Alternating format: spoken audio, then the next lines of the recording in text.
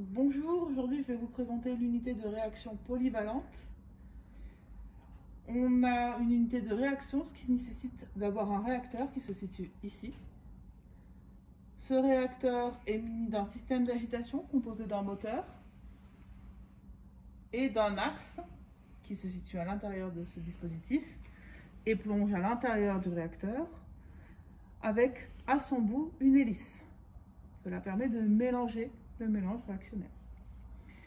On a aussi une double enveloppe qui va nous permettre, en introduisant de l'eau de refroidissement, de refroidir le mélange ou d'introduire de la vapeur de chauffe pour chauffer le mélange. Pour charger le réacteur, on a deux possibilités. La première, c'est d'utiliser ceci. Ceci s'appelle un trou de main. Donc, c'est simplement un dispositif sécurisé, muni d'un joint et d'un capuchon, qu'on peut retirer pour charger le mélange. Et qu'on peut très facilement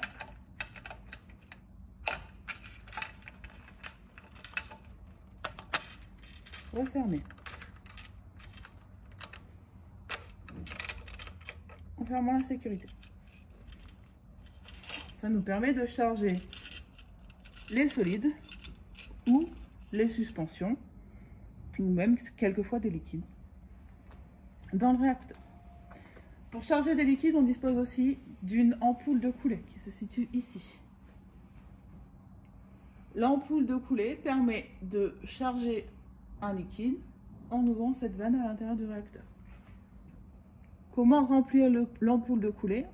Ça fonctionne avec un vide partiel, c'est-à-dire qu'on fait le vide à l'intérieur de l'ampoule de coulée, de manière à ce qu'un liquide qui se situe en bas de l'ampoule de coulée soit aspiré et remplisse l'ampoule de coulée.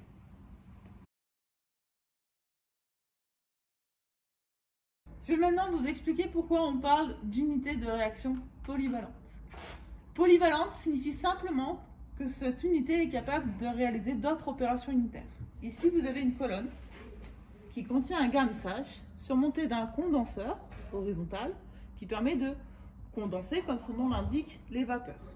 Et nous avons au milieu des deux une vanne de reflux, c'est-à-dire une vanne qui permet de renvoyer le liquide condensé à l'intérieur de la colonne ou de soutirer ce liquide, donc de créer un distillat. Une fois qu'on a créé ce distillat, on va pouvoir se diriger vers cet élément-là. Cet élément-là est nécessaire lorsque nous avons créé un liquide qui contient deux phases. Par exemple, lors d'une hydrodistillation, qui est l'exemple qu'on va vous présenter. S'il y a deux phases, il va falloir les séparer. Donc, pour cela, on a plusieurs sorties possibles que vous voyez à différents niveaux. Une à ce niveau-là, une très haut et une très bas. Pourquoi? Je vous invite à regarder le schéma que je vous ai préparé pour que nous travaillions dessus. Le principe est que nous avons deux phases qui se séparent. Donc une phase légère qui se situe en haut du décanteur florentin, une phase lourde qui se situe en bas du décanteur florentin et au milieu une interface. Pour récupérer la phase légère, il faut que la canalisation qui la récupère se situe sur la zone haute du décanteur. Et pour récupérer la phase lourde, il faut que la canalisation se situe sur la partie basse du décanteur. Ainsi, nous avons deux sorties, une qui va nous permettre d'avoir une phase de densité faible et l'autre une phase de densité plus importante. Ici, lorsque nous avons ces phases, nous allons pouvoir les récupérer à différents endroits. La phase qui est ici, en ouvrant cette vanne, je vais pouvoir la diriger ici vers ce bac de recette. Donc c'était l'élément qui était en bas du décanteur florentin, donc je récupérerai ici la phase lourde. Pour la phase légère, je vais travailler autrement. Dans cette unité, la plupart du temps, ce que vous allez faire, c'est la recycler. Pour la recycler, nous avons ici deux vannes que je vais mettre en position fermée au départ. Ce sont les 23 pointes, donc je positionne vers le haut pour que rien ne puisse sortir. Je suis ici sur la sortie de la phase légère.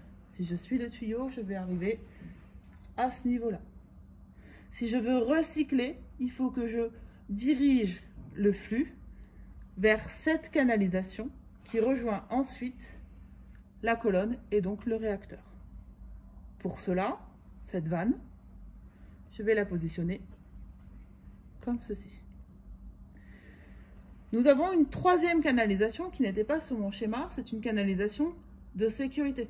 Elle évite qu'on fasse déborder le décanteur florentin. Celle-ci, je vais aussi faire en sorte que le liquide soit recyclé dans la colonne en positionnant cette vanne comme ceci. Ainsi, les liquides sont dispatchés au bon endroit dans l'installation.